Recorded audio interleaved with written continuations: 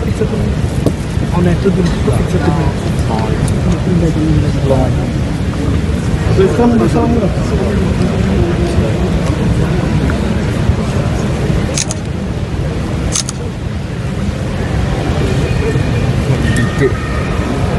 dia haul balik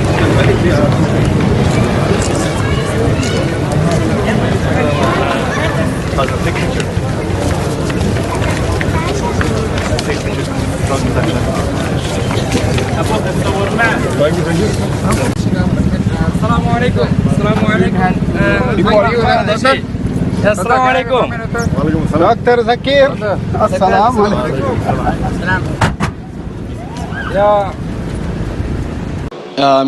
Hi, my name is Ahmed. I come from the glorious country of Iraq, and I'm a born Muslim. My problem is that I practiced Islam when I was... Brother, first we'd request questions from the non-Muslims. Once all the questions from non-Muslims are over, inshallah we'll give you a chance. Yeah, but I'm telling you my problem only. It's okay. But you said you're Ahmed and you're a born Muslim. I am born Muslim. But now are you a Muslim or not? I'm agnostic. Oh, so now you have left the religion of Islam. Yeah, I'm confused. Okay, fine. If you have left the religion of Islam, you can ask the question, brother. Okay. So my question is, how come I don't have the faith that you and the other Muslims have and some of my friends, even though I practiced Islam a lot and I even did Umrah, but I still do most of the sins that are forbidden in Islam, and I sometimes am lazy to do the prayer and the other subjects we have to do in Islam. I have read many books and about other religions and conspiracy theories and documentaries and such. I even have seen your own videos in YouTube, and there are many questions that go around my head about Allah and the Messenger and Muslims in general. And basically the most important question is, you said in one of your debates or questions that Allah is the creator and He's uncreated. But I have realized, how can the uncreated exist? And if He exists, how can we notice Him? How can we see Him or hear Him or feel Him or know of His existence if He's uncreated in our own dimension or so? That's one of the questions. Brother Ahmed said that he is a born Muslim. He comes from Iraq. He read the Quran, he read the books, but he commits many sins. He believes maybe sometimes he's agnostic and he's lazy for praying. Brother, before I answer your main question, if you do sins and if you're lazy for praying, that does not make you a non-Muslim. As long as you believe that praying is fard, sometimes you miss, it's a sin. It's a major sin that you sometimes don't pray, but that doesn't make you a non-Muslim. If you say praying is not required, then you're doing kufr. But if sometimes you do sin, sometimes minor sin, sometimes major sin, it is haram, it's forbidden, but that does not throw you outside the fold of Islam. There are sometimes waswasa of the shaitan asking you, you're a Muslim, but this is wrong in Islam, this is wrong, and it does deviate the person's mind. At that time maybe your iman may be low, but these things should not make you consider that you're non-Muslim. Regarding a question that I mentioned in my speech, and you're right, that Almighty God is the creator, but He Himself is uncreated. You asked the question, how can the uncreated, how can we see the uncreated? And how it's possible? Allah subhanahu wa ta'ala is Khaliq, is the creator.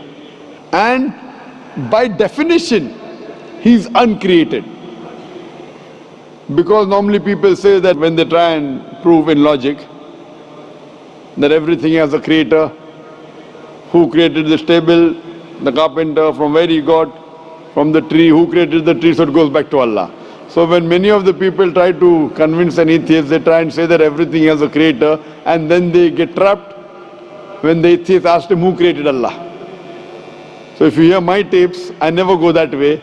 I ask the atheist that how did you come to know about the universe? How did you come to know about the functioning of the stars, of the sun? And he says, and goes back, that the creator. So it's the vice versa. So if you know how to deal with logic, you don't trip over this problem with the atheist trap. the Muslims or the believers, by saying who created Allah. By definition, Allah is uncreated. And if you ask the question, who created Allah? If you have heard my tapes, I give the reply. That suppose a person comes and says that my brother John. Yeah, I know, I saw that, I heard that's funny, but I mean, how does he exist if he's uncreated? Not that is Allah. Yeah. That's the difference between you and Allah. How does he exist means he was existing. He doesn't have a beginning. You and I have a beginning, that's human being. So that is the difference between us and Allah. You can't say that Allah has to be like us. If Allah is like you and me, why should we worship Him? I see, but have you heard of the phenomenon, the Big Brother, used by various orders and political agendas to control the people and such by implementing it into multiple gods, and then later on it became a monotheistic religions all over the world to make it easier for Big Brother, sorry, I've never heard of the religion Big Brother. It's not a religion, it's like a theory, an idea, basically. What does it say? Yes? What does this idea say? What does it say? Is that when you have a big brother, it's easier for you to live life. When you have someone watching you the whole time, understanding you the whole time, protecting you the whole time, being with you the whole time, and you can talk to him, although he never talks to you back, maybe in your dreams, do it to your mind and such, it's easier for you to live. While a human who does not have a big brother and is not easily controlled into doing so and is having complete freedom is a danger for the major ruling powers and such. So what does this say? I don't understand. Big brother may be the big brother may not be the. What does it have to do with Islam and God? What does it have to do? Because basically Allah is watching you the whole time. So you want knows. to say that Allah is like a big brother? Indeed, you use Him for your protection so you won't be scared. You know what I mean? See, this is the hypothesis. Hypothesis. If you have heard, how do I convince an atheist? If you have heard my answer, that you said that you're agnostic, you're atheist. Yeah. So first thing I do to an atheist is I congratulate him. What? I congratulate him. Have you heard my answer of atheist? Yeah, you congratulate them and stuff. But I haven't seen your debates with the atheist. I just saw your answers on some questions. Fine, so you haven't seen the answer of atheist? No, but I've seen your debate with David William Campbell. And that's William Campbell is not an atheist. Yeah, yeah. Now when an atheist tells me he does not believe in God like your theory of Big Brother, yeah, and if you believe in that theory, I will ask you, first thing I do to the atheist, I congratulate him. You know why? Yeah, because they think and they don't follow what their parent does and such stuff like that. No. I congratulate him because he is not doing blind belief.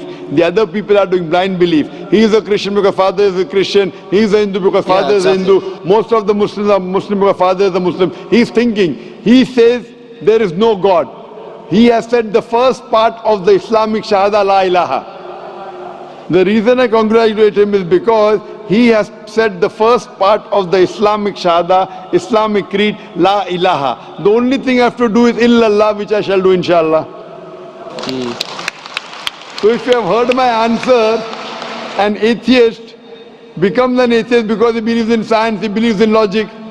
Or I ask him that if an equipment is bought in front of him, which no one in the world has ever seen, and if the question is asked, that who will be the first person who will be able to tell you the mechanism of this new equipment?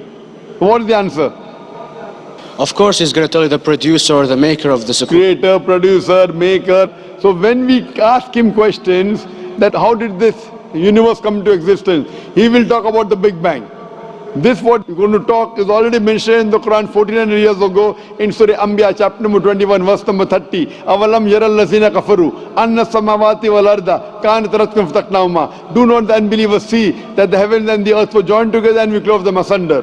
This what you came to know 50 years back is mentioned in the Quran 1400 years ago. Who could have mentioned that? Well, in various civilizations in like 2000 or 5000 BC before Islam came or Christianity itself, there was various civilizations that are good in astronomy and they know more about our solar system than we do now, sadly. Brother, your knowledge of science is little, not in-depth. I do agree. There are certain things which were known as hypotheses. For example, we came to know, we were proved that the earth was spherical in 1577. I know that in 6th century BC, there were Pythagoreans who believed that the earth was spherical. But the same Pythagoreans who believed the earth was spherical also believed that the earth was the center of the universe, which is wrong. You show me one civilization which believes 100% what the Quran has mentioned. I challenge you. What you say, so do you mean to say there was a person who said, okay, this civilization, out of 100 things, these 2 things are right. Out of 100 things, these 5 things are right. Out of this 100, and picked and chose. Who can do that? No one besides the Creator. Even if you know that there were 10 different civilizations, hundreds of civilizations, there is not a single civilization that you know in the past which knew 100% of science what we know today. So where is your logic? Where is your theory? I do know that certain things were hypotheses which were proved later on, but there is not a single civilization which knows everything what is mentioned in the Quran. So the answer goes back to the original question, who could have collected this in the Quran? Someone 1400 years back, could he do and say, okay, out of these 100 things, these 3 are right, out of these 100 things, these 2 are right, out of this, it's not possible. Mathematically, it's not possible. Well, you never gave the idea of extraterrestrials or so. I mean, knowledge is power. And brother, I'm asking you a simple question. We are not come here to have a debate. yeah. I'm asking you a question. Point out a single civilization. You're asking something else. Yeah. We are not here to discuss. You can come in the room and discuss. You ask a question, I'm giving you the answer. You gave about old civilization. I told you you're right. But out of 100 things, 98 they were wrong. So I'm asking you, who could have mentioned this in the Quran? You're talking something else now. Yeah, well, I'm asking you a simple question, 2 plus 2 equal how much? You're saying, I'm telling you 3 multiplied by 3 is how much? I'm asking a name, you're telling that where do you live? I'm asking a simple question, name me a single civilization which has everything what was mentioned in the Quran. Do you know of any or not? Yes or no? Well, not everything, of course. Even not 10%. Why? Babylon knows of most of the planets and such. Planet is not the only thing mentioned in the Quran. There are 1,000 things mentioned in the Quran. To say what 1,000 things are mentioned in the Quran, 10% would be equal to 100 things. Did Babylonian civilization knew about 100 things mentioned in the Quran? No, because they don't have the They knew 5 or 6 things. In percentage wise, very small. So, of course. Who can be the author of the Quran besides the Creator to know what is right, what is wrong? Today science has established the hypothesis mentioned by Babylonian so many centuries back is today proven. So these were hypotheses in the past, which out of them many have been rejected, some have been accepted. So to collect all which is 100% correct has to be from the Creator and no one else. Hope that answers the question. Yeah.